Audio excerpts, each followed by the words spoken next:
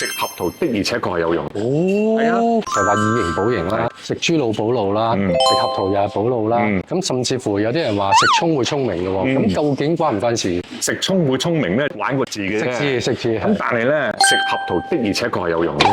係啊，嗱合桃咧，因為佢有好高嘅營養價值，例如維他命 E、維他命 B， 仲有咧有奧米加3，係呢啲咧對腦嘅細胞、身體嘅細胞嘅修補啊，同埋都有用，仲有令啲血管都好啲、通暢一啲。維他命 B 對神經線好嘅，維他命 E 咧有一啲嘅抗氧化嘅作用，咁所以整體嚟講，合桃係有益。